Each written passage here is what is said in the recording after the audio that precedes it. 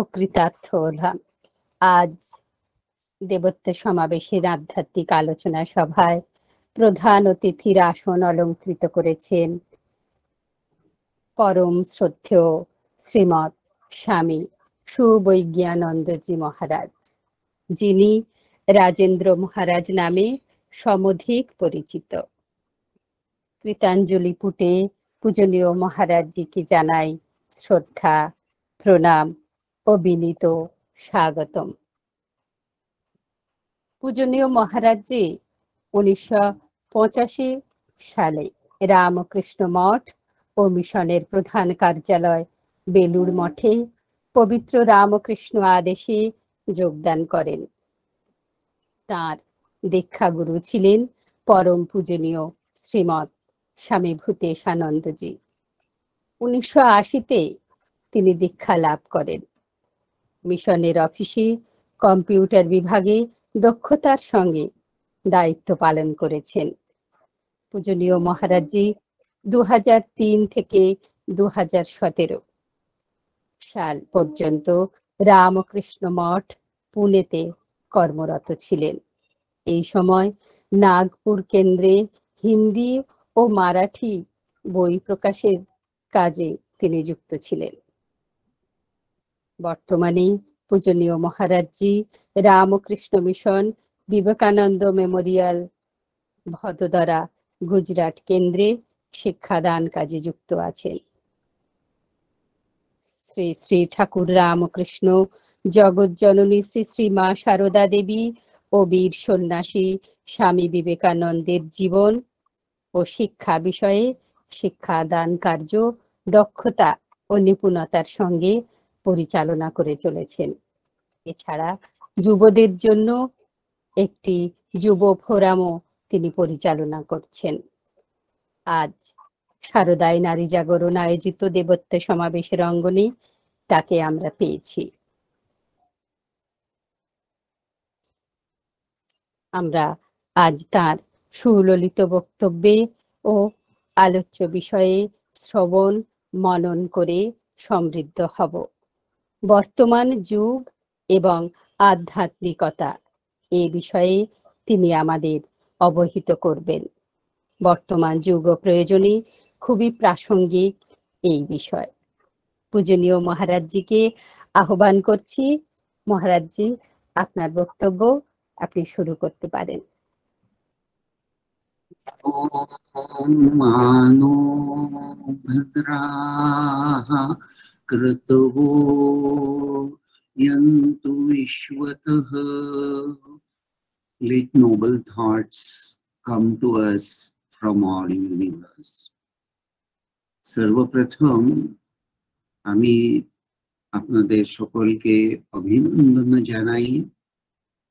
বিপ্র আর শ্রীজিনী খুব সুন্দরভাবে উপনিষদের শান্তি মন্ত্র আর ঠাকুরমা স্বামীজির প্রণাম মন্ত্র গান করলেন।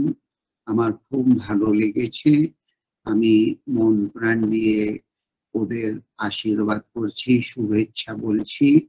আর আপনাদের সকলকে আমার নমস্কার, ভালোবাসা। মানে এই লেকচার বলুন, বক্তৃতা বলুন, যাই নাম নিন না কেন, আমি প্রথমেই আপনাদের বলে দেওয়া ঠিক বুঝেছি। অনেক বছর হয়ে গেছে কন্টিনিউয়াসলি বাংলা কথা বলার আমার খুব একটা হ্যাবিট রইল না। আর সেই জন্য আমি ইংরেজি আর হিন্দি এই দু ভাষা নিয়েই আমার মনের কথা আপনাদের সামনে আমি বলতে যাব। আশা করি আপনাদের ভালো লাগবে। আজকে আমাদের এই যে বিষয় নবযুগ এবং आध्यात्मिकता, सच बोलना चाहिए तो ये नवयुग क्या है, नवयुग की हम क्या परिभाषा कर सकते हैं। এইভাবে যদি আমরা একটু চিন্তা ভাবনা শুরু করি, তো দেখুন আজকে আমি বড়োদরাতে আছি আর আপনারা অনেক নানান জায়গায় আছেন, কিন্তু আমরা এই সায়েন্স অ্যান্ড টেকনোলজির যে উন্নতি হয়েছে তার আধারেই তো এই কথামালা, বক্তৃতা বলুন, এই পাঠচক্র বলুন, এই চলছে। So in a way, science and technology is a boon to humanity. আর এই যে নবযুগ, এই শব্দটি অ্যাকচুয়ালি সিম্পল ভাবে যদি মানে চিন্তা भावना शुरू करी, बोझार चेष्टा करी, तो आप लोग सहज से ही ये समझ ही सकते हैं कि नवयुग यह शब्द इस अर्थ से मैं बता रहा हूँ या आपके सामने विचार रख रहा हूँ कि समय के साथ साथ बहुत कुछ परिवर्तन होता जा रहा है। यानी यहाँ मैं विशेष रूप के आपके सामने एल्बर्ट आइंस्टाइन की एक बात बताना चाहूंगा कि एक बार एल्बर्ट आइंस्टाइन की जब कोई मुलाकात ले रहा था, some journalist they were taking his interview, तो जर्नलिस्ट ने आइंस्टाइन से पूछा कि आपने यह जो अणुशक्ति का ये जो आपने संशोधन किया है, क्या इससे सारे जगत का कल्याण हो सकता है या होने वाला है? आपको क्या लगता है? तो आइंस्टाइन ने यह प्रश्न सुनकर तुरंत यह जवाब दिया कि देखिए, ये साइंस एंड टेक्नोलॉजी, इसको इस्तेमाल करने वाला वह किस मनोभाव से ये इस्तेमाल करता है, उस पर ही यह सब निर्भर करता है। अगर उसकी डिस्ट्रक्टिव मेंटालिटी होगी तो वह साइंस एंड टेक्नोलॉजी का दुरुपयोग करेगा, और अगर उसकी कंस्ट्रक्टिव मेंटालिटी होगी तो वह निश्चित रूप से इस साइंस एंड टेक्नोलॉजी का मनुष्य जाति के लिए कल्याण करेगा। आप लोगों ने थोड़ा बहुत भागवत तो पढ़ा होगा या सुना भी होगा। तो भागवत में एक संवाद आता है, मैत्रेय विदुर संवाद। यानी विदुर जी जब उनको पता चला कि भगवान श्री कृष्ण ने देह रक्षा की है और वे इस धराधाम को छोड़कर निज धाम चले गए हैं, तो विदुर जी बहुत दुखी हुए और हिमालय में जब परिभ्रमण करते हुए वे मैत्रेय ऋषि के आश्रम में पहुंच गए और उन्होंने मैत्रेय ऋषि से एक प्रश्न पूछा, सुखाय कर्माणि करोति लोको न तै सुखम वान्यदुपारमं वा विन्देत भूयस्तत एव दुःखम यदन्नयुक्तं भगवान वदेन्नः। अर्थात people do work with a view to getting happiness. সকল মানবজাত মনুষ্য সুখ प्राप्तिर জন্য संघर्ष करे থাকে। हम लोग सब सुख प्राप्ति की भावना लेकर ही जीवन जी रहे हैं, सुख प्राप्ति के लिए संघर्ष कर रहे हैं। But they neither attain happiness nor succeed in ending their sorrow through their actions. Vidur ji बोल रहे हैं कि भले ही मनुष्य सुख प्राप्ति के लिए प्रयत्न करता आ रहा है, करता रहेगा, लेकिन वस्तुतः देखा जाए तो वह शाश्वत सुख को प्राप्त नहीं कर पाता है और वो कर्म तो कंटिन्यूअस किए जा रहा है। तो मुझे ये समझ में नहीं आ रहा है कि ये सब जो कर्म सुख प्राप्ति की आशा से मनुष्य सतत कर्म किए जा रहा है, लेकिन वैसे वो संपूर्ण रूप से तो सुखी हो ही नहीं रहा। तो आप जरा मुझे मार्गदर्शन कीजिए। तो देखिए, हजारों साल पहले विदुर जी का ये प्रश्न कितना समीचीन है, कितना योग्य है। आज हम साइंस एंड टेक्नोलॉजी के युग में जी रहे हैं। देखिए, साइंस एंड टेक्नोलॉजी के कारण आज यह लेक्चर संभव हो रहा है।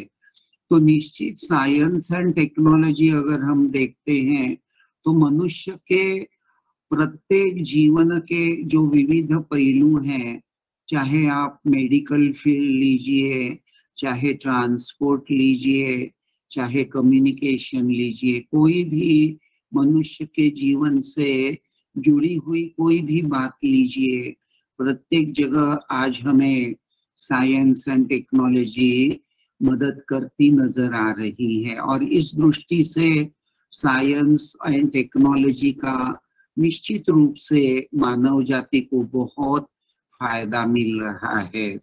So we have to accept that science and technology from one point of view is definitely a boon to humanity or for humanity. लेकिन आइंस्टाइन का एक और विधान मैं आप लोगों के साथ विशेष रूप से शेयर करना चाहूंगा। आइंस्टाइन ने कहा कि with the passage of time, in due course of time, the science and technology, with the help of science and technology, the means they will become more and more perfect. But unfortunately, man will get confused about his goal in life. इसका अर्थ यह होता है कि science and technology जैसे जैसे उन्नति करता जाएगा तो उसके आधार से हमारे जीवन को समृद्ध बनाने की दृष्टि से, कंफर्टेबल बनाने की दृष्टि से बहुत कुछ हमें प्राप्त तो जरूर होता जाएगा, लेकिन मनुष्य को अपने जीवन का अंतिम ध्येय क्या है, हम किस लिए जीवन यापन कर रहे हैं, या हमारा जीवन कैसे सार्थक होगा, यह समझने में मनुष्य बड़ा कंफ्यूजन करना शुरू कर देगा। एक तरफ उसे भोग विलासिता के बहुत साधन बहुत सहजता से उपलब्ध होते जाएंगे, बहुत प्रलोभन उसके सामने आते जाएंगे, लेकिन उसका परिणाम एक तरह से मनुष्य इन सब के अधीन हो जाएगा, उसका गुलाम हो जाएगा। और यहाँ ये जो आइंस्टाइन की बात की, with the passage of time, in due course of time the means they will become more and more perfect. तो जरा सोचकर देखिए कि आज जो हम सब जो हैं, जो का ओल्ड जनरेशन कहना चाहिए एक तरह से, तो पुराने जमाने में अगर मान लीजिए कि वडोदरा से मुझे अगर कलकत्ता किसी से कांटेक्ट करना चाहता था तो मुझे क्या करना पड़ता था, तो मुझे ट्रंक कॉल बुक करना पड़ता था, या तो फास्टेस्ट कम्युनिकेशन सिर्फ टेलीग्राम था। लेकिन आज हम मोबाइल के सहारे दुनिया भर किसी से भी बात कर सकते हैं, कहीं से भी बात कर सकते हैं। हमें अब टेलीफोन के सामने बैठने की जरूरत नहीं है, मोबाइल खीसे में रखकर कहीं भी जा सकते हैं, कहीं से भी किसी से भी बात कर सकते हैं। तो देखिए, मीन्स तो बहुत अच्छे हो गए हैं, लेकिन एक तरह से अगर हम चिंता करके देखें तो मनुष्य क्या चिंता मुक्त हो गया है, क्या एंजाइटी फ्री हो गया है? जरा आप सोचकर देखिए, ये जो शब्द आया है नवयुग, तो नवयुग का एक अर्थ तो हम यह भी कर सकते हैं कि नवयुग यानी साइंस एंड टेक्नोलॉजी का युग, आधुनिक युग। आधुनिक युग अगर कहते हैं तो सही में है। आजकल के लड़के बच्चे अगर हम देखते हैं तो उनकी वेशभूषा या बहुत सारी बातें कितनी मॉडर्न हो गई है। एक तरह से वेस्टर्न कल्चर का प्रभाव हम पर, आने वाली पीढ़ी पर, जनरेशन पर हमें स्पष्ट रूप से दिखाई दे रहा है। और कभी कभी तो ऐसा लगता है कि नई जनरेशन वह शायद हमारे पुराने रीति रिवाज या भारतीय संस्कृति की जो एक धारा है, एक जो वेल्थ है, संपत्ति है, उसको धीरे धीरे कहीं ना कहीं हम संपूर्ण रूप से पालन या उसको स्वीकार नहीं कर पा रहे हैं। तो ये सब जो हो रहा है, एक तरह से यह जो आधुनिक युग बोलिए या नवयुग बोलिए, मूल रूप से यह जो हमारे जीवन में मानसिक रूप से या भौतिक रूप से ये जो परिवर्तन को लेकर हमको जीना है।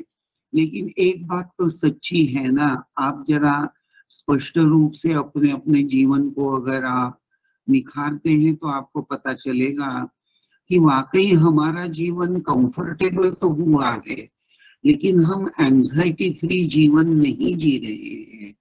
हमारे अंतःकरण में बहुत सारी चिंताएं हमको सता रही हैं। मेरे पास बहुत सारी माताएं, बहनें, भाई वो आते हैं और अपनी चिंता व्यक्त करते हुए कहते हैं, महाराज मेरा 10th क्लास का लड़का या लड़की मोबाइल के लिए जिद कर रहा है, अब मैं क्या करूं, उसको मोबाइल तो खरीद कर देना ही पड़ेगा। यानी एक तरफ मोबाइल जिद कर रहे हैं इसलिए देना पड़ रहा है, दूसरी तरफ चिंता हो रही है कि यंग लड़का है, एडोलेसेंट है, पता नहीं वह मोबाइल पर क्या क्या देखेगा, कैसा ठीक से इस्तेमाल करेगा या नहीं। मेरी बात आशा करता हूँ आप इसकी आज की ये जो वास्तविकता है, ये आज की जो सच्चाई है, इस पर आप जरूर गौर कीजिए।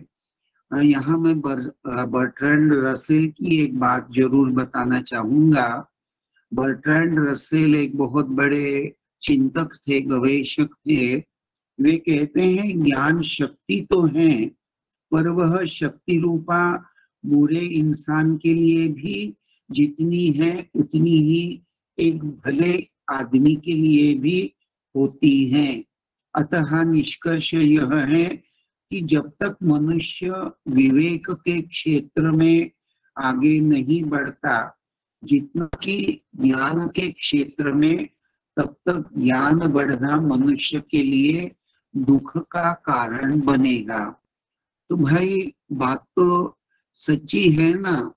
इतने सालों पहले बर्ट्रैंड रसेल ने ये बात कही है कि विज्ञान की प्रगति के बदौलत मनुष्य का ज्ञान तो बढ़ा है, पर उसका विवेक उस अनुपात में अगर नहीं बढ़ता है तो वह यह जो विज्ञान है, यह जितनी हमें प्रगति की ओर ले भी जाएगा तो दूसरी तरफ वह चिंता का कारण, बढ़ाने का कारण भी बनता जाएगा। यानी ये जो आइंस्टाइन की बात फिर से कहता हूं कि science can denature a metal, but science can not denature the evil that is in the heart of a man. Einstein की यह एक व्यथा थी कि विज्ञान मनुष्य के हाथ में अपरिमित सामर्थ्य देने में निश्चित रूप से मददगार साबित हो जाता है, पर उसकी बुद्धि को यह साइंस एंड टेक्नोलॉजी नियंत्रित करने में समर्थ नहीं है। मनुष्य के अंतःकरण में या साइंस एंड टेक्नोलॉजी के बल पर हमारे अंतःकरण में जो दुर्गुण है, कुसंस्कार हैं, वह दूर नहीं हो सकते।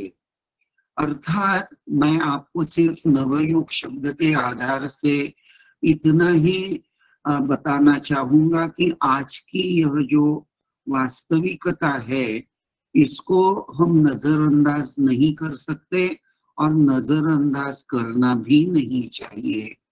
एक्चुअली मनुष्य अगर शांति चाहता है तो ये जो समिति है इसका नाम ही श्री श्री माँ के नाम से, शारदा नारी जागरण। तो श्री श्री माँ का यह वचन तो बहुत विख्यात है, आप सभी लोग श्री श्री माँ के चरित्र से परिचित हैं ही। तो माँ ने ये जो बात कही है कि संतोष के समान धन नहीं और सहनशीलता के समान गुण नहीं।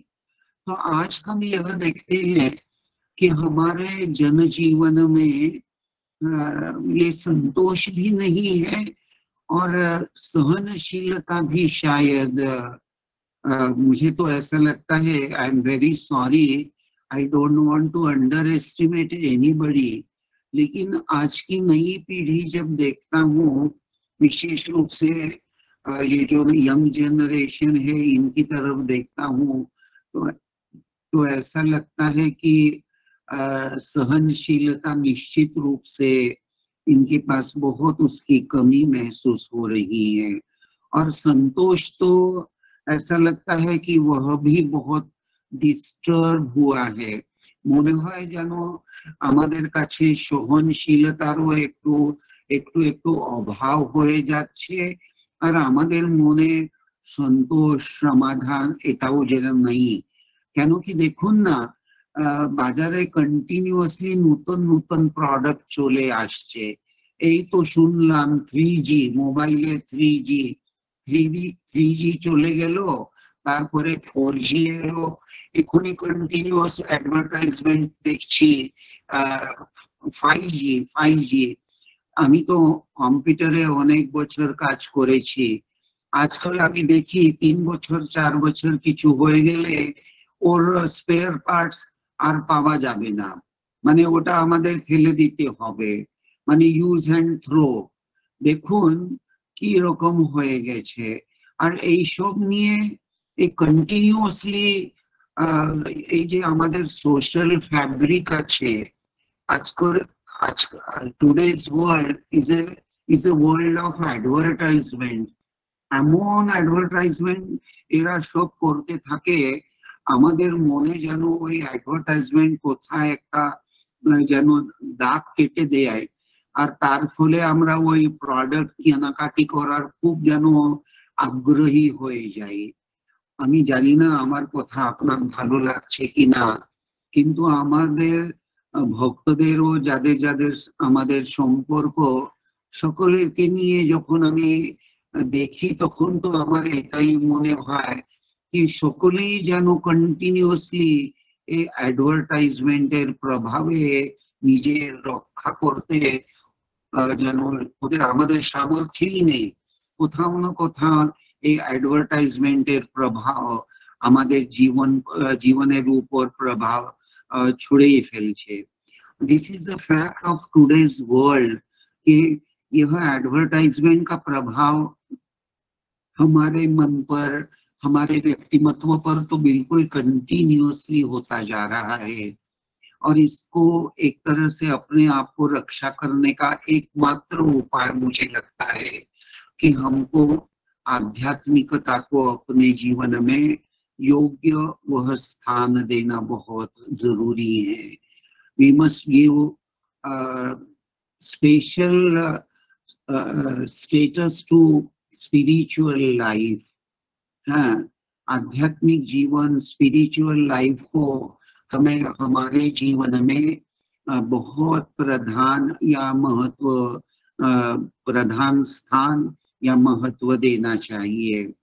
यहाँ जैसा मैंने अभी कहा कि ये समिति जिन्होंने यह आयोजित किया है, ये समिति का नाम ही है शारदा जागरण समिति।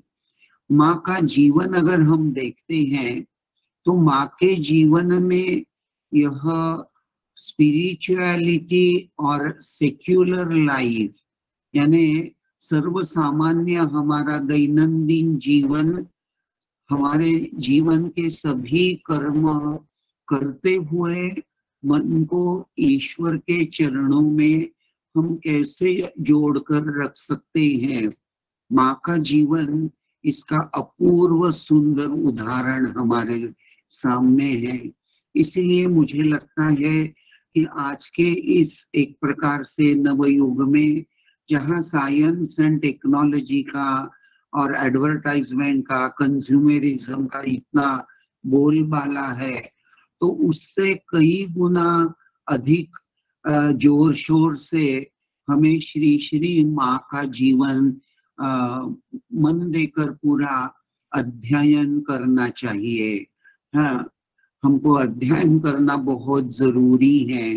अगर हम माँ का जीवन देखते हैं तो मैंने जगह जगह श्री श्री माँ के जीवन पर मुझे जो ज्ञान है, थोड़ा बहुत मेरी अल्प बुद्धि के अनुसार मैंने माँ का जीवन सबके सामने रखने का प्रयास किया है। तो माँ का जीवन जब मैं पढ़ता हूँ और पढ़ने लगा तो मुझे ऐसा लगा कि अरे, माँ में अमेजिंग लीडर क्वालिटी है।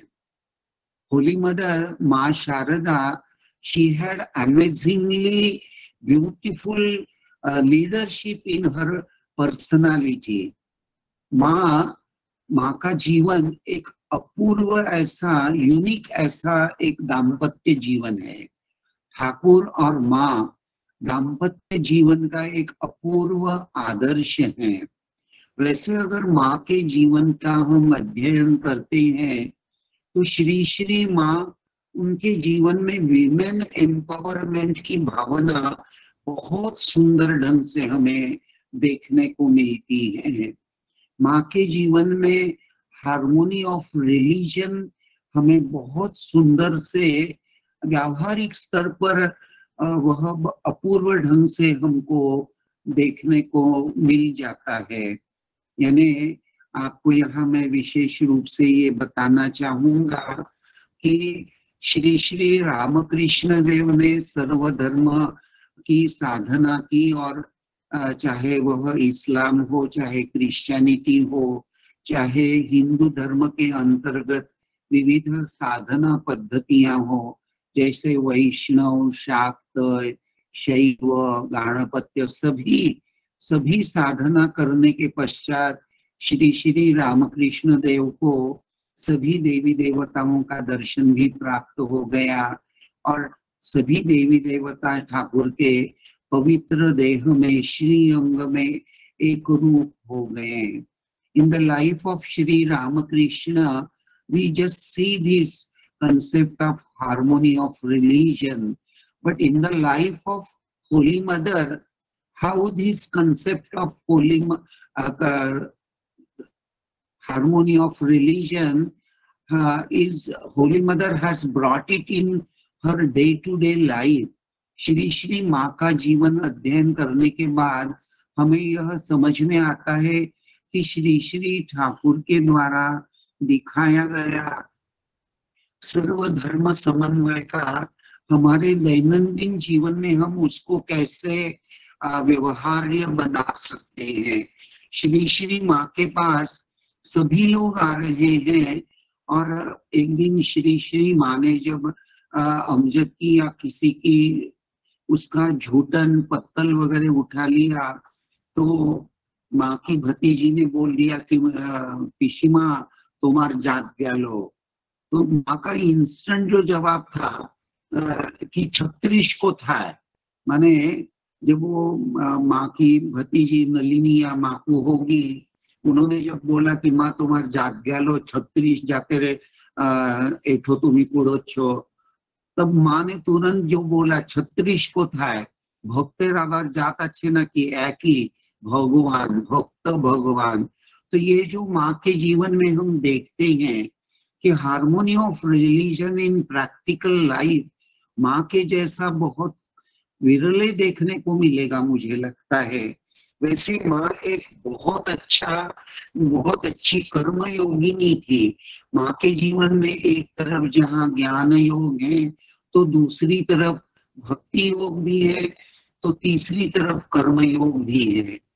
देखिए, ज्ञान योग की अगर हम साधना करने का सोचते हैं, if we decide to lead a spiritual life as a ज्ञान मार्ग का तो पाथ ऑफ नॉलेज, तो ज्ञान मार्ग में भेद बुद्धि पाप है, गलत है। भक्ति योग का अगर हम पालन करना चाहेंगे तो भक्ति योग में भगवान का विस्मरण पाप या गलत कहलाता है, और कर्म योग का अगर हम पालन करना चाहेंगे तो कर्मयोग अगर हम निस्वार्थ परायणता से, निष्काम भाव से अगर हम कर्म नहीं कर पाएंगे तो हम कर्मयोगी नहीं कहलाएंगे। लेकिन श्री श्री माँ शारदा के जीवन में न कहीं भेद बुद्धि है, न कभी वो भगवान को भूल गई है, ऐसा नहीं होता। और माँ हमेशा निष्काम भाव से, निस्वार्थ भाव से सभी कर्म करते हुए नजर आ रही है। तो एक तरह से श्री श्री माँ का जो जीवन है वह हमारे लिए आध्यात्म का मार्ग खोल देता है। माँ के जीवन को पकड़ पकड़ कर अगर हम हमारा जीवन बनाने का थोड़ा भी अगर प्रयास करेंगे तो निश्चित रूप से मुझे लगता है कि ठाकुर और श्री श्री माँ हमें निश्चित रूप से शक्ति प्रदान करेंगे। वैसे हर मनुष्य के व्यक्तिमत्व का अगर हम परीक्षण करते हैं, if we really observe the human life, anybody on this earth, so then we will understand that every person is always having a power of reasoning in him or her. Then you will see that there are, every human being is always having emotions in him or her. और प्रत्येक मनुष्य में कर्म करने की क्षमता भी होती ही है। तो हर व्यक्ति में ज्ञान शक्ति, भावना शक्ति और कर्म शक्ति होती है। तो ये तीनों शक्तियों का प्रवाह अगर ईश्वर लाभ या आत्मज्ञान प्राप्त करने के लिए उस उच्च ध्येय की ओर अगर हम मोड़ने का प्रयास अगर करते हैं तो ऐसे जो प्रयास करने वाला होता है उसी को साधक कहा जाता है। आशा करता हूँ कि आप लोगों ने श्री श्री रामकृष्ण कथामृत का पाठ जरूर किया होगा।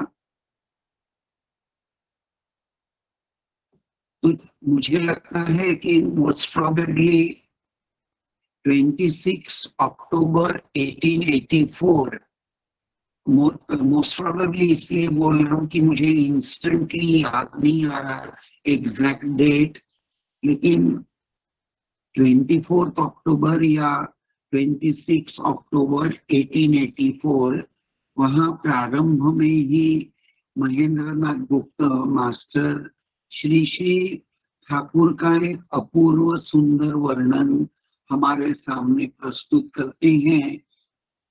और वहाँ वे कथामृत में लिखते हैं कि दक्षिणेश्वर में श्री श्री ठाकुर हमारा इंतजार कर रहे हैं और उनके पास जाकर हमें अपना मानव जन्म धन्य करना चाहिए।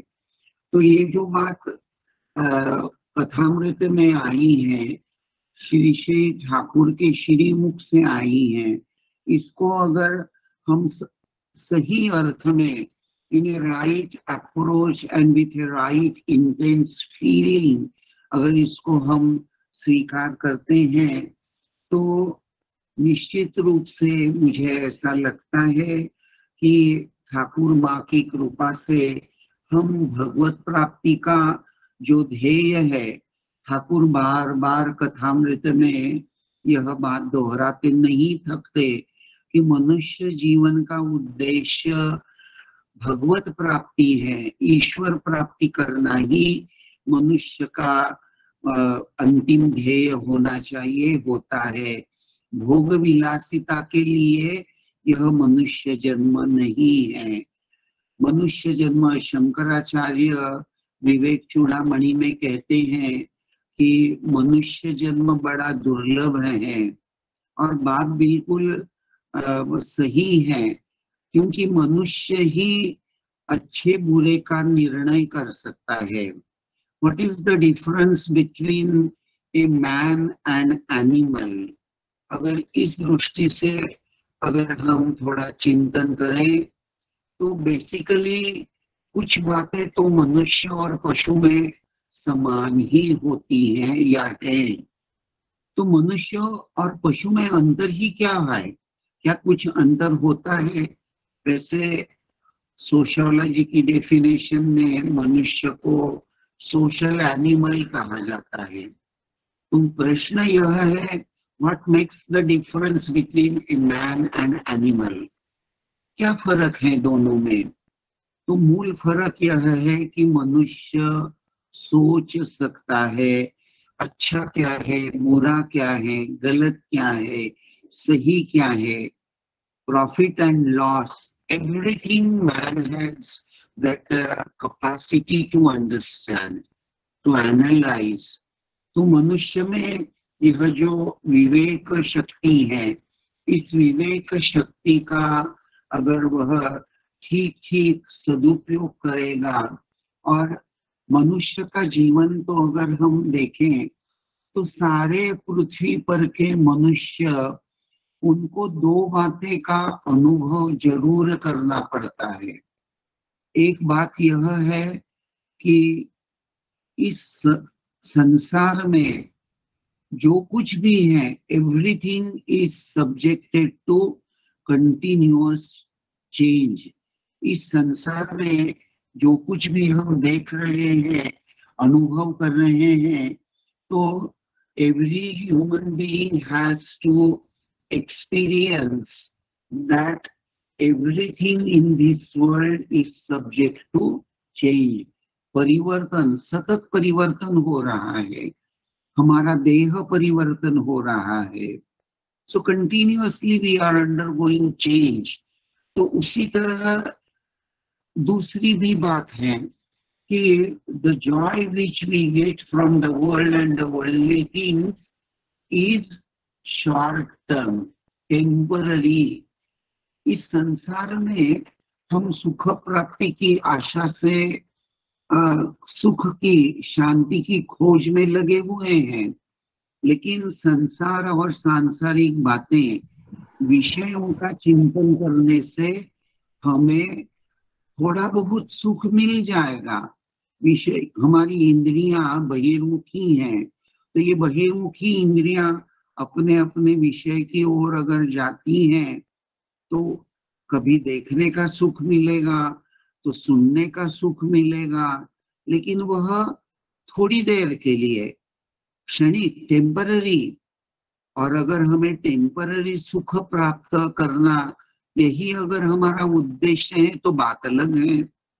लेकिन टेम्पररी सुख से हमें तो निश्चित ही बाद में लगता है, अरे यार ये तो सुख खत्म हो गया। देखिए, इवन सुख की परिभाषा क्या करेंगे हम?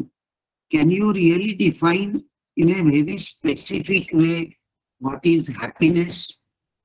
देखिए, एक उदाहरण देकर मैं आपको समझाना चाहूंगा कि एक 4 साल का या 5 साल का लड़का, उसका अगर बर्थडे सेलिब्रेशन है, तो वो 5 साल के या 4 साल के बच्चे को अगर हम प्लास्टिक की बैट बॉल अगर गिफ्ट में देते हैं, तो वो बच्चा बड़ा आनंदित हो जाता है, वो बहुत हैप्पी हो जाता है। लेकिन वही लड़का, बच्चा अब बड़ा हो गया है, 18 साल का हो गया है, he has become a young man now या young woman। तो 18 साल के उस लड़के को, युवक को अगर हम उसके बर्थडे पर वही प्लास्टिक की बैट बॉल अगर गिफ्ट के रूप में देते हैं, तो क्या वह आनंद एंजॉय करेगा?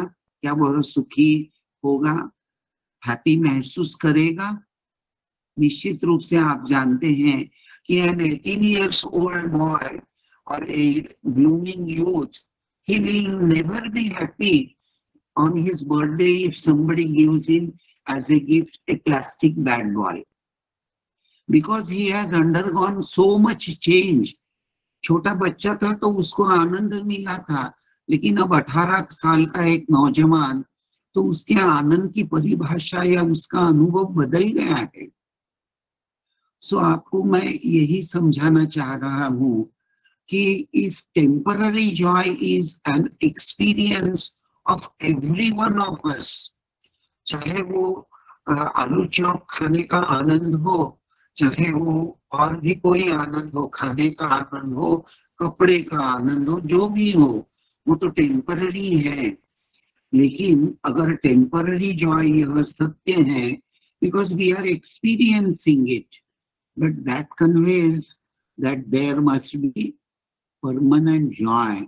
अगर क्षणिक आनंद है तो उसका ही अर्थ हो जाता है कि परम शांति या शाश्वत सुख हो सकता है, होना चाहिए। तो क्या किसी को यह शाश्वत सुख प्राप्त हुआ है?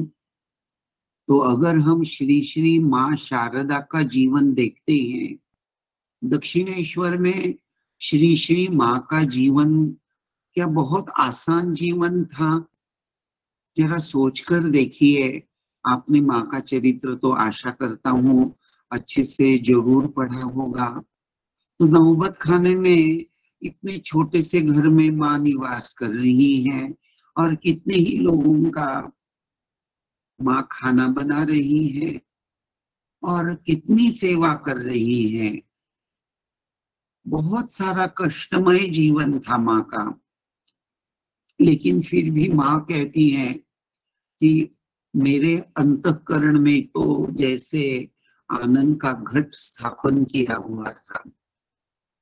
यानी इतने विपरीत परिस्थिति में माँ का जीवन अगर हम देखें तो माँ एक तरफ अपने रिश्तेदारों से घिरी हुई थी। Holi mother was surrounded by her relatives, her brothers and so many other relatives, and they were all troubling her. माँ को बहुत सताते थे। तो दूसरी तरफ माँ के पास हम देखते हैं अगणित भक्त संतान माँ के पास आ रहे हैं और उन संतानों को माँ दीक्षा दे रही है, उनके पाप ताप ग्रहण कर रही है। स्वामी विवेकानंद अमेरिका से लौटकर आए थे। आने के बाद जब वे श्री श्री माँ के दर्शन के लिए जा रहे हैं, अगर आप मायर पद प्रांते पढ़ते हैं तो वहां यह घटना आपको विस्तार से प्राप्त हो जाएगी। वहां वह पढ़ते हैं कुमुद बंधु सेन के स्मृति चारण को आप पढ़कर देखिए, जहां तक मुझे याद आता है। तो वहां स्वामी जी बोलते हैं कि श्री श्री माँ को आप पांव छूकर प्रणाम मत कीजिए, आप दूर से प्रणाम कीजिए। क्यों? क्योंकि माँ इतनी करुणामयी है कि वे आप सबके पाप अपनी तरफ खींच लेगी और उससे उनको बाद में बहुत तकलीफ सहनी पड़ेगी। माँ अंतर्यामी है, वे हमारे मन की, आप मन ही मन माँ को प्रार्थना कीजिए तो माँ तुम लोगों की प्रार्थना जरूर सुन लेगी और तुमको आशीर्वाद देगी, तुम्हारा कल्याण ही होगा। तो ये जो बात स्वामी विवेकानंद बोल रहे हैं, कोई सामान्य व्यक्ति नहीं है। तो बात तो यही है कि श्री श्री माँ एक तरफ तो रिश्तेदारों से बहुत पीड़ित हो रही थी, यानी सताई जा रही थी, ऐसा बोलना चाहिए। Of course she was never getting upset. यही माँ की खासियत है कि हर परिस्थिति में माँ इन जनरल हमेशा बिल्कुल धीर स्थिर रहती थी, कोई उद्वेग नहीं, कोई नाराजगी नहीं। हर परिस्थिति में एक छोटी सी घटना यहाँ याद आ रही है, इसलिए बताना चाहूंगा कि बिल्ली आई है और पानी रखा है, तो बिल्ली तो पानी पी लेती है, तो नलिनी बहुत चिल्लाती है। तो फाइनली माँ बोल देती है कि मेरी कृपा किस पर नहीं है। यानी ये जो बात माँ के श्रीमुख से आए हैं, indirectly the holy mother is giving a blessing to all of us कि उनकी कृपा, हर ब्लेसिंग, हर grace is on all of us. अगर कोई उन पर उनकी कृपा को महसूस नहीं करता तो शायद वह अभागा है, ऐसा एक भाव वहां प्रकट हो जाता है। और वास्तविक ही श्री श्री माँ हमेशा से ही हमको सदैव आशीर्वाद ही दे रही है। माँ की कृपा, माँ का आश्वासन हम पर सदा बना हुआ है। Of course, how we are going to feel this grace of God in our life, मुझे पता नहीं आप लोगों ने कभी इस बात को लेकर सोचा है या नहीं। लेकिन if we try to follow the ideology of spiritual life, अर्थात अगर हम आध्यात्मिक दृष्टिभंगी बनाए रखकर अगर हम हमारा जीवन परिचालित करें, तो ठाकुर या माँ के जीवन से व्हाट कैन वी लर्न, हम क्या ठाकुर के जीवन से या माँ के जीवन को उनके द्वारा क्या प्रेरणा प्राप्त कर सकते हैं। अगर यह बात हम देखते हैं तो श्री श्री ठाकुर का जीवन अगर आप देखें तो सरलता, सतर्कता, सहिष्णुता, सत्यनिष्ठा, संयम, सदाचार, सुरुचि, सुनीति, ये सभी सद्गुण श्री श्री ठाकुर के जीवन में हमें देखने को मिलते हैं। सेवा परायण भावना, कितनी आश्चर्य की बात शायद आप महसूस कर रहे हैं या नहीं, लेकिन all the virtues which just now I enlisted, you will see they all begin with the alphabet S. सरलता, सतर्कता, सहिष्णुता, सत्यनिष्ठा, संयम, सेवापरायण भावना, सुरुचि, सुनीति, देखिए सब ये सद्गुण है, ये दैवी संपत्ति है। भगवान श्री कृष्ण ने गीता में 16वें अध्याय में आसुरी संपत्ति और दैवी संपत्ति का विस्तृत वर्णन किया है। तो ये दैवी संपत्ति ठाकुर के और माँ के जीवन में अगर हम देखते हैं तो ये दैवी संपत्ति अपनी संपूर्ण शक्ति के साथ हमें देखने को मिलती है। और इसी को पकड़ पकड़ कर अगर हम अपना आध्यात्मिक जीवन बनाने का प्रयास करते रहेंगे तो मुझे लगता है निश्चित रूप से हमारे जीवन में परम शांति आ जाएगी। देखिए, चाहे आध्यात्मिक हो, चाहे हमारे दैनंदिन जीवन में सांसारिक क्रिया हो, कर्म हो, देखिए संपूर्ण रूप से तो हम कर्म को छोड़ नहीं सकते। संसार में रहेंगे तो हमें कर्म करने पड़ेंगे। देह धारण किया है तो हमें क्रिया कर्म करने ही पड़ेंगे।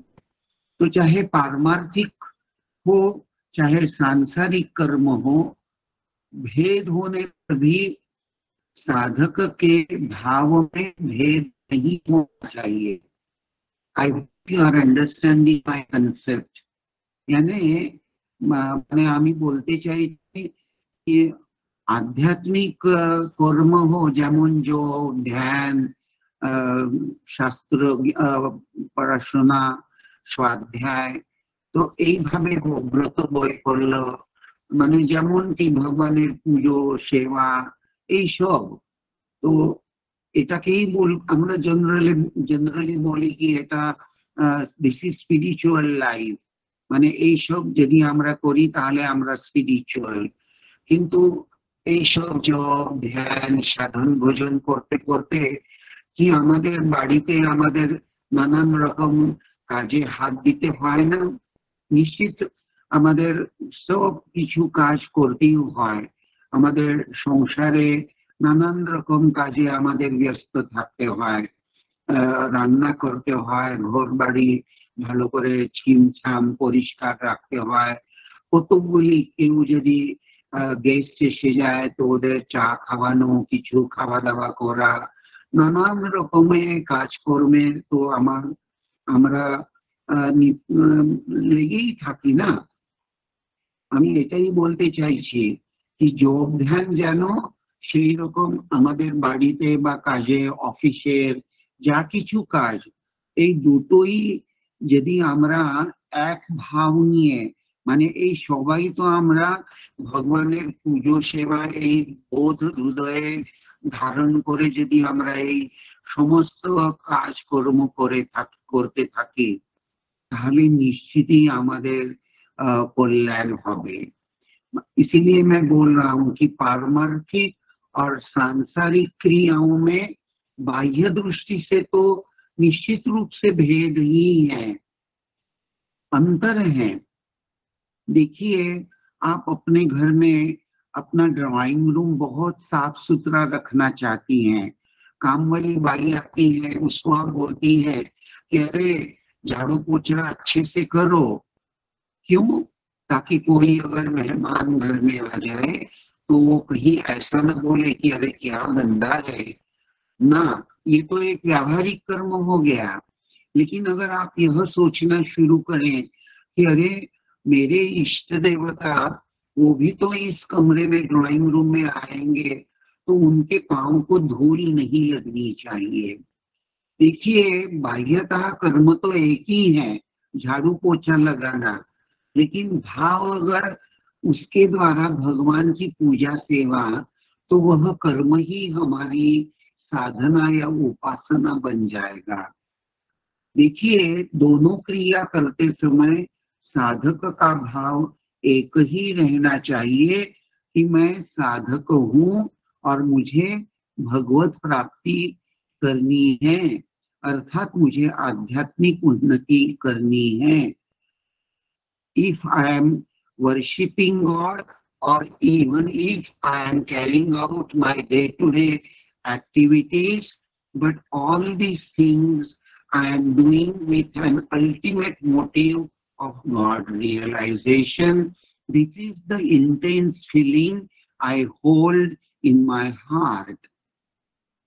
और एक तीसरी बात यहाँ मैं बताना चाहूंगा कि इस प्रकार अगर क्रिया भेद तो हमारे बाह्य कर्मों में तो रहेगा ही, रहना भी चाहिए, क्योंकि जब ध्यान और खाना बनाना क्या कर्म समान तो नहीं हुआ ना। लेकिन कर्म में अंतर होते हुए भी भाव में भेद नहीं होना चाहिए। चाहे हम खाना बनाएं, चाहे घर या कपड़े साफ सुथरे रखें। एक बार हमारे यानी आपने अभी नाम सुना परम पूज्यपाद श्रीमद स्वामी भूतेशानंद जी महाराज, तो उनके पास बार बार जाने का, फैक्स वगैरह देने का निमित्त हो जाता था और मैं उनके पास चला जाता था। I had a great opportunity to go to him to hand over the fax message.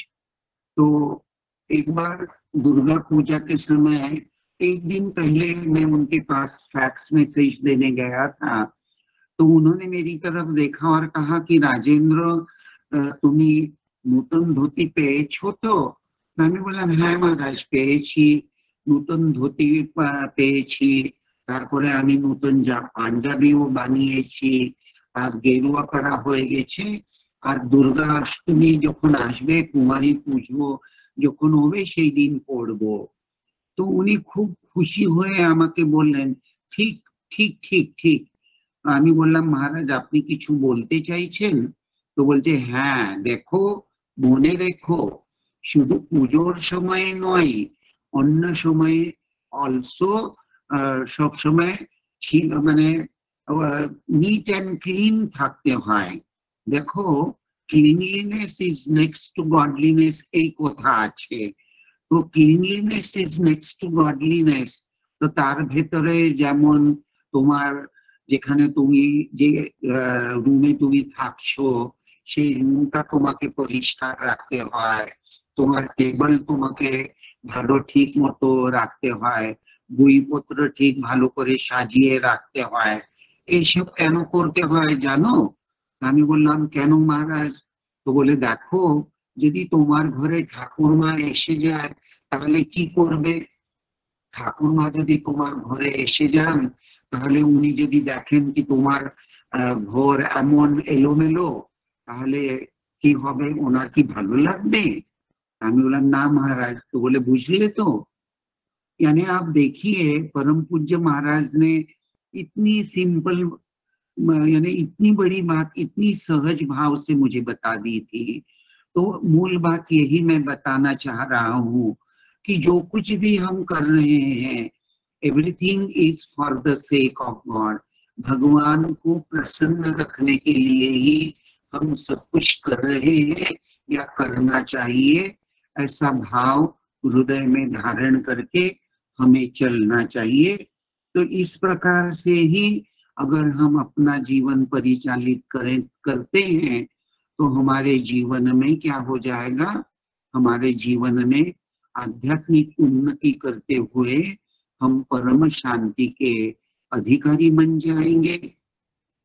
तो आज यह जो विषय मुझे दिया गया था कि नवयुग, और इस नवयुग के पार्श्वभूमि पर स्पिरिचुअलिटी का या आध्यात्मिक इस साधना का क्या महत्व है, तो आशा करता हूँ कि आपको मेरी बात, मैंने अपनी अल्प बुद्धि के आधार से आपको मेरे मन के विचार आपके सामने प्रस्तुत करने का प्रयास किया है, और आशा करता हूँ कि आपको अच्छा ही लगा होगा।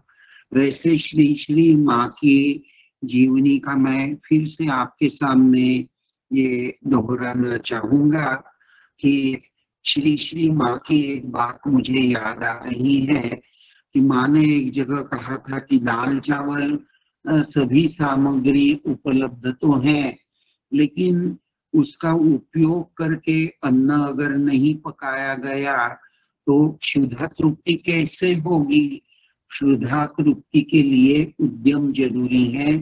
उसी तरह ईश्वर लाभ या परम शांति प्राप्ति के लिए मानव जीवन में साधना का अनन्य साधारण महत्व है, और साधना के लिए हमारे पास क्या क्या सामग्री उपलब्ध है? हमारा शरीर, हमारा मन, हमारी बुद्धि। जीवन में साधन भजन के लिए ईश्वर ने सब कुछ हमें दिया हुआ है। यह सब कुछ ईश्वर लाभ के लिए, आध्यात्मिक ध्येय प्राप्ति के लिए इन सभी शक्तियों का उपयोग हमें करना चाहिए। गॉड हैज गिवन अस विवेक बुद्धि, सटल इंटेलिजेंस, शार्प इंटेलिजेंस, धीर स्थिर इंटेलिजेंस। तो ये सब बातें भगवान ने हमको दी हुई है, इसका हमें सदुपयोग करना चाहिए। और श्री श्री माँ के जीवन में universal motherhood, an ideal of womanhood, an ideal of householder, ये सब बातें हमें माँ के जीवन में देखने को मिलती हैं। माँ की जीवनी एक तरफ श्री श्री माँ के दैवी स्वरूप को भी प्रकट करती है, तो माँ के जीवन से हमें साधना करने के लिए बहुत मार्गदर्शन प्राप्त होता जा रहा है, होता रहेगा। क्योंकि श्री श्री माँ, श्री श्री ठाकुर हमेशा से इटर्नल, वो तो इटर्नल है, वो शाश्वत है, तो हमेशा युग युग तक वे मानव जाति का जीवोद्धार का कार्य करते ही रहेंगे। आज भले ही श्री ठाकुर और श्री माँ देह में नहीं है, लेकिन चिन्मय रूप से आज भी वे विद्यमान है और हमें आशीर्वाद दे रहे हैं, शक्ति दे रहे हैं, प्रेरणा दे रहे हैं। तो मैं ठाकुर माँ और स्वामी जी के चरणों में आप सबके कल्याण की, मंगल की प्रार्थना करते हुए अपने वाणी को यहाँ रोकना चाहूंगा। और आपको अगर कुछ सवाल पूछना है तो आप मुझे पूछ सकते हैं, क्योंकि मुझे लगता है कि अभी थोड़ा समय बाकी है। तो I hope it is better you can ask if you have any question to ask.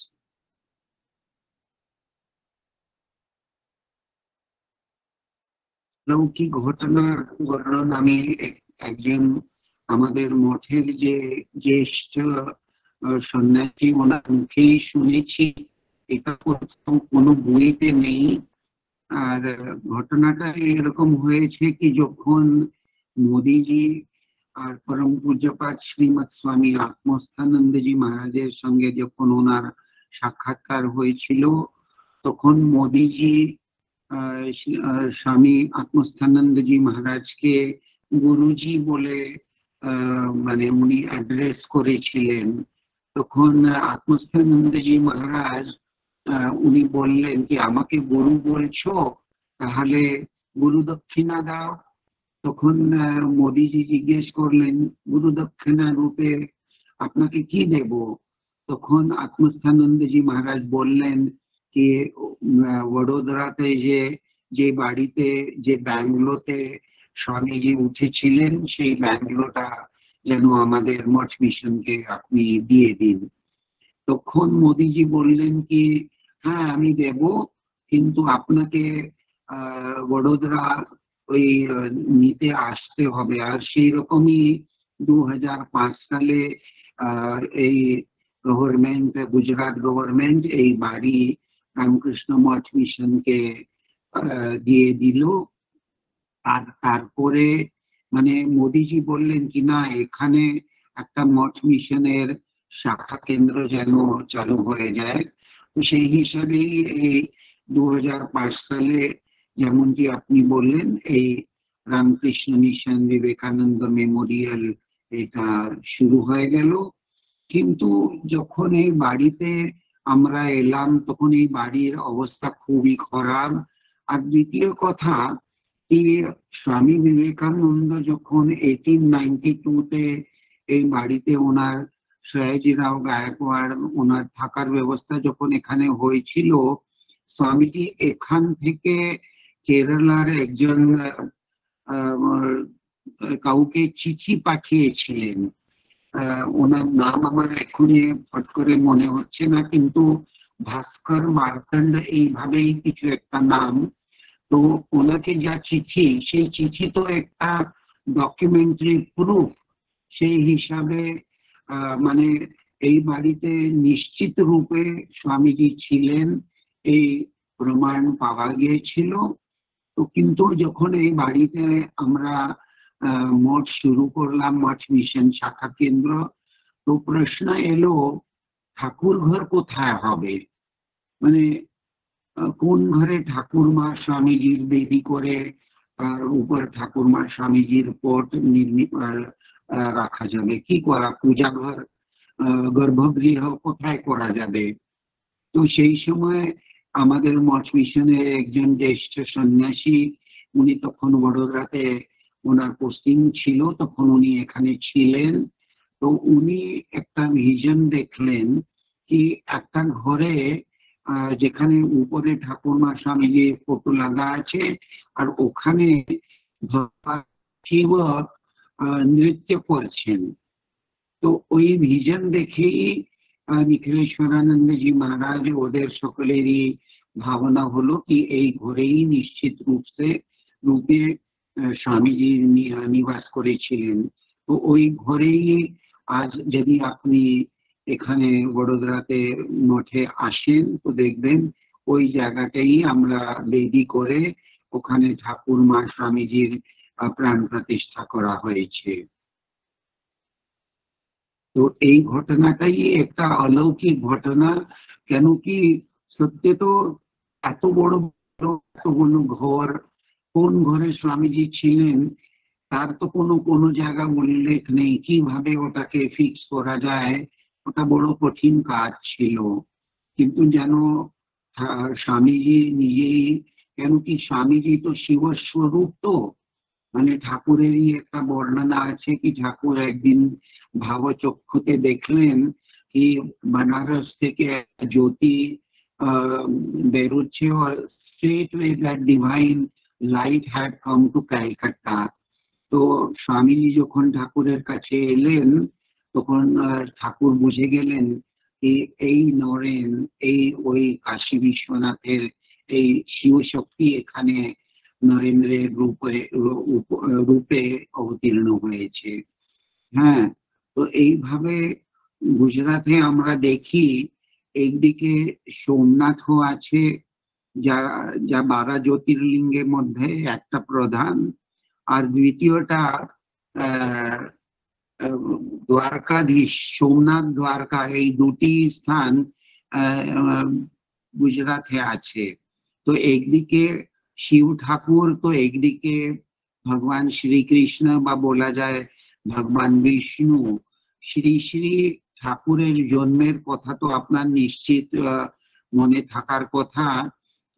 ঠাকুরের বাবা ক্ষুদিরাম চট্টোপাধ্যায়, তিনি যখন বোধগয়া গিয়েছে, when he had been to Bodh Gaya, তো ওখানে গদাধর বিষ্ণু ওনাকে দর্শন দিয়ে যে কথা বললো কি আমি তোমার ঘরে পুত্র রূপে জন্মগ্রহণ করব।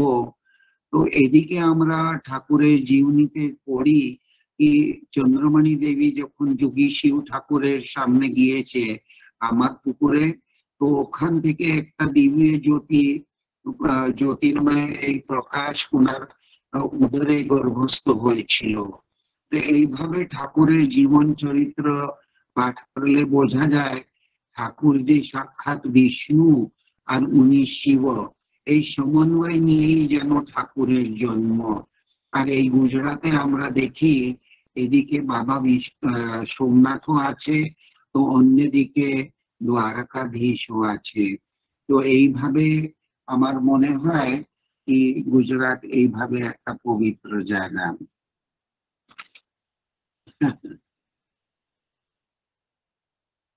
আর কোনো প্রশ্ন আছে কি? প্রণাম নেবেন, খুব ভালো লাগলো। হ্যাঁ, থ্যাংক ইউ। আপনারাও ভালো থাকুন, ঠাকুর মায়ের কৃপা আপনাদের উপর যেন সব সময় থাকে, এই আমার প্রার্থনা। এখন পূজনীয় মহারাজজিকে প্রথাগত নিয়ম রক্ষার্থে ধন্যবাদ জ্ঞাপন করবেন শ্রদ্ধেয়া দিদি মীনা মুখার্জি।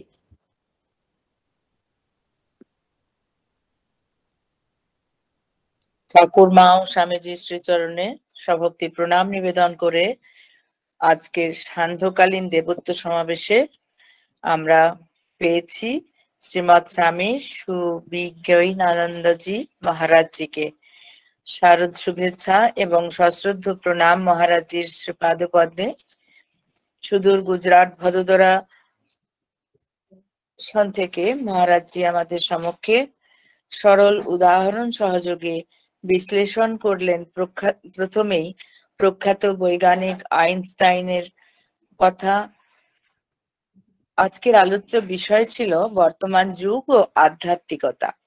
সেই প্রসঙ্গে তিনি ভগবান শ্রীকৃষ্ণ ও বিদুরের কথাও মহারাজজি উল্লেখ করে বর্তমান যুগের বৈজ্ঞানিক সুপ্রভাবের কথা তথা দুষ্প্রভাবের কথাও উনি উল্লেখ করলেন। তৎকালীন টেলিগ্রাম ও বর্তমানের মুঠোফোনের প্রচলনের পাশ্চাত্যের প্রসারণ বা অনুকরণ করে ভারতীয় ঐতিহ্যের হানি করছি আমরা বর্তমান যুগে। মহারাজজির মনোজ্ঞ বক্তব্যে এক ক্ষোভ পরিলক্ষিত হলো। বস্তুত মোবাইলের দুষ্প্রভাব বাচ্চাদের ভীষণভাবে ক্ষতি করছে। শান্তি চাইলে আমাদের করণীয় সন্তোষের সমান ধন নেই, সহনশীলতার সমান গুণ নেই। মহারাজ সুন্দর করে বলেছেন এই কথা। প্রকৃতই প্রজন্মে সহনশীলতা ও সন্তোষের ঘাটতি অনুভব করেছেন, আমরাও করছি মহারাজ। আধ্যাত্মিক জীবনের পথ আমাদের আরো সুগম করতে হবে। মায়ের আদর্শে স্নাত হয়ে দৈনন্দিন জীবন যাপন করা অত্যন্ত প্রয়োজন। শ্রী শ্রী মায়ের অনুধ্যান নিত্য প্রয়োজনীয়। ঠাকুর ও মা দাম্পত্য জীবনের এক অপূর্ব নিদর্শন। ঠাকুরের সর্বধর্ম সমন্বয় দৈনন্দিন জীবনে কিভাবে প্রযোজ্য মা তা প্রত্যক্ষ করে দেখালেন। অপূর্ব উদাহরণ। ভক্তের আবার জাত আছে নাকি? অপূর্ব কর্মযোগীরই নামান্তর। মহারাজজি মায়ের আদর্শকে বাস্তবায়িত করতে বলেছেন বারে বার। সম্ভবত 1884 খ্রিস্টাব্দের 26শে অক্টোবর শুরুতেই শ্রীম ঠাকুর মায়ের অপূর্ব বর্ণন করেছেন। ঠাকুর অপেক্ষারত দক্ষিণেশ্বরে। মনে হলো আমরাও সেখানে পৌঁছে গেলাম, আর উনি যেতে চাইলেন ওখানে। ঈশ্বর প্রাপ্তি মনুষ্য জন্মের প্রধান কর্তব্য হওয়া উচিত। মনুষ্য ও পশুর অন্তরের উপমা অতুলনীয় মহারাজ।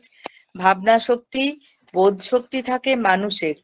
বিবেক শক্তি দ্বারা মানুষ অনুভব করে, উপলব্ধি করে।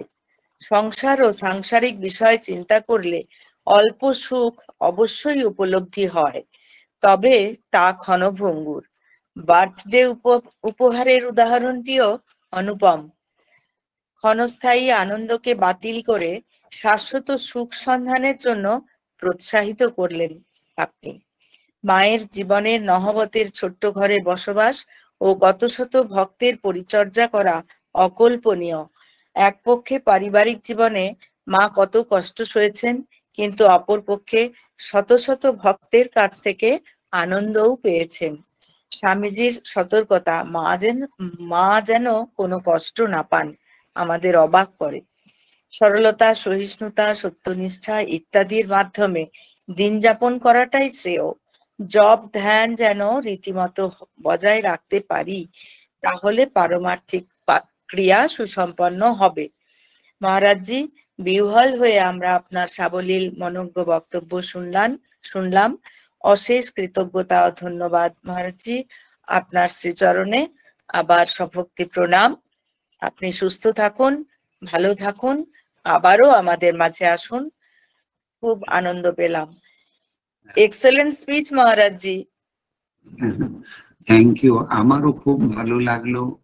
কেন কি এই জীবন সন্ধ্যায় মাঝে মাঝে এই মানে একটা গানের কলি মনে পড়ে যে হরি দিন তো গেল সন্ধে হলো পার করো আমারে। তো তখন মনে হয় আমার পারের সম্বল দয়ার নাম কি কেবল। মানে সত্যি এই আমার এখনই 70 বয়স হতে চললো। এই বুড়ো বয়সে আস্তে আস্তে বুঝতে পেরেছি কি ঠাকুরের নাম জপ ধ্যান আর সকলের মঙ্গল কামনা হৃদয়ে নিয়েই তো আমাদের চলা উচিত। আর ঈর্ষা দ্বেষ মৎসর থেকে নিজেকে মুক্ত রাখার আমাদের সকলকেই চেষ্টা করতেই হয়। সেটা না করলে এই ঈর্ষা দ্বেষ মৎসর আমাদের জীবন বিষময় করে তুলবে। আর ঠাকুর মা তো উনি তো আনন্দ স্বরূপ, আর মা তো আনন্দময়ী। তো ওনার চরণে তো আপনার সকলের মানে মঙ্গলের কামনা তো আমি প্রার্থনা তো করেই যাচ্ছি।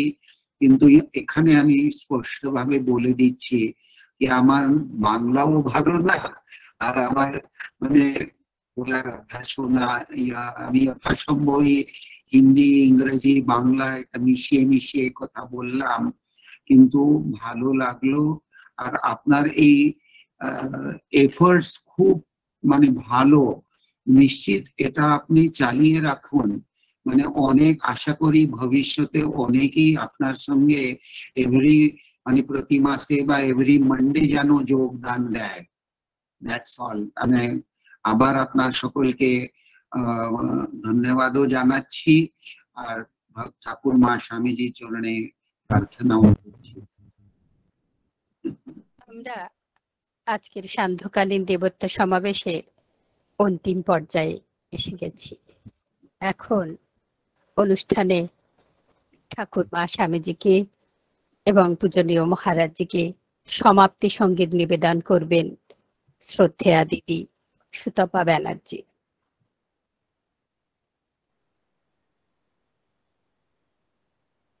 জয় ঠাকুর, জয় মা, জয় স্বামীজিকে শতকোটি প্রণাম জানাই। স্বামী মহারাজজিকেও শতকোটি প্রণাম জানিয়ে আমি আমার সঙ্গীতটি পরিবেশন করছি।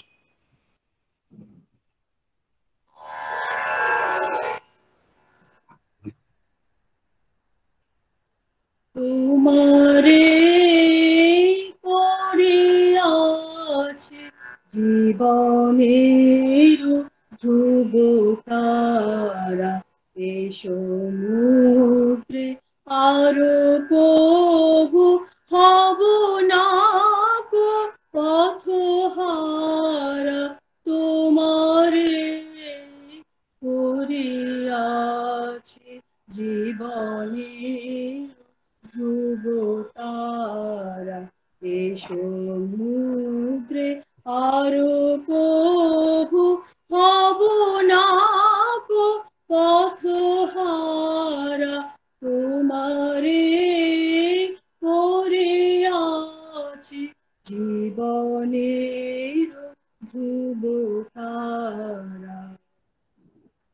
যেথা আমি যাই না গো তুমি প্রকাশিত থাকো, যেথা আমি যাই না গো তুমি প্রকাশিত থাকো, আপন নয়ন জলে ঢালো গো কিরণ ধারা, আকুল নয়ন জলে ঢালো গো কিরণ ধারা, তোমারে করিয়াছি জীবনের যুবতারা, এ সমুদ্রে আরো প্রভু হব না গো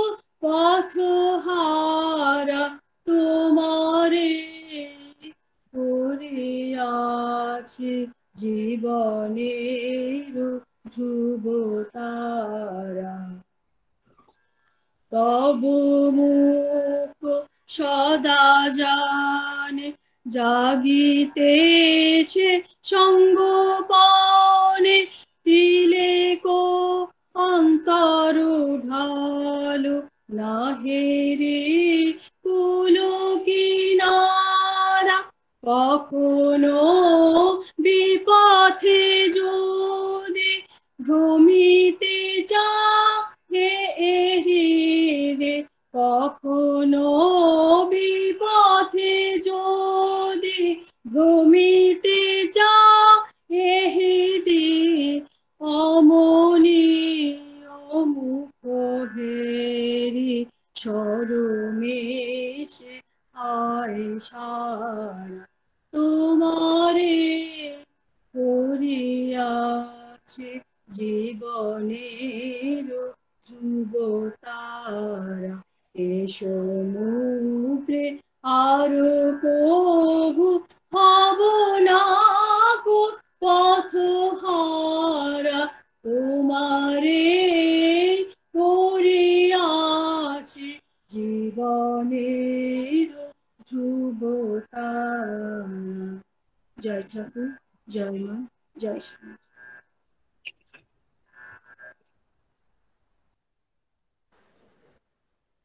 সকলের অবগতির জন্য জানাই, শারদায় নারী জাগরণ সম্পূর্ণরূপে মহিলাদের দ্বারা পরিচালিত মহিলাদেরই একটি ভার্চুয়াল প্ল্যাটফর্ম। এখানে প্রত্যহ সকালে হয় প্রাত্যহিক দিনচর্চা সকাল 5টা 15 থেকে 6টা 20, প্রত্যহ সান্ধ্যকালীন আরাত্রিক হয় 6টা 15 থেকে 6টা 45। প্রতি বুধবার থাকে স্টাডি সার্কেল 4টে থেকে 6টা বিকেল। প্রতি সোমবার আজকের মতো থাকে দেবত্ব সমাবেশ। প্রতি বৃহস্পতিবারে discussion on spiritual things of Swami Brahmananda, Pravrajika Niveditaprana Mataji. Discussion every Thursday evening 7 PM to 8 PM। প্রত্যেক শনিবার সন্ধ্যা 7টা থেকে 8টা 15 থাকে উপাসনা। এখানে সঙ্গীত, গীতা পাঠ, ঠাকুরের কথা, কথামৃত, মায়ের কথা এবং বিশেষ বিশেষ দিন পালিত হয় উপাসনার মাধ্যমে। আট থাকে প্রত্যেক রবিবার বিকেল 4টে থেকে 5টা 15 অমৃতাস্য পুত্রা, ছোট ছোট ভাই বোনেদের চরিত্র গঠন ও মানসিক বিকাশের জন্য একটি প্ল্যাটফর্ম। আর আছে ভ্যারিয়াস ট্রেনিং প্রোগ্রাম। এখানে প্রত্যেক দিদিরা তাদের নিজ নিজ ক্ষেত্র থেকে একে অন্যকে সমৃদ্ধ করেন। Recitation class, kids and adult, computer training, music, ডান্সে কত্থক, ওড়িশি, ভারতনাট্যম এবং ড্রয়িং। থাকে স্পোকেন ইংলিশের class, spoken Sanskrit, spoken Hindi এবং যোগা ও মেডিকেল অ্যাডভাইস। আর কিছু কিছু রিলিফ অ্যাক্টিভিটিও করছে, চেষ্টা করছে সারদায় নারী জাগরণ সকলে সম্মিলিতভাবে। আপনি আমাদের আশীর্বাদ করুন, ঠাকুরমা স্বামীজির কাছে প্রার্থনা করুন আমরা যেন এভাবেই ধরে থাকতে পারি, মনন করতে পারি, এগিয়ে যেতে পারি। আপনি সুস্থ থাকুন, ভালো থাকুন, আনন্দে থাকুন। আপনার শান্তিপূর্ণ জীবন প্রার্থনা করুন দিব্যত্রয়ীর কাছে। ওম শান্তি শান্তি শান্তি। হরি ওম তৎসৎ। শ্রীরামকৃষ্ণার প্রণমস্তু। জয় ঠাকুর, জয় মা, জয় স্বামীজি।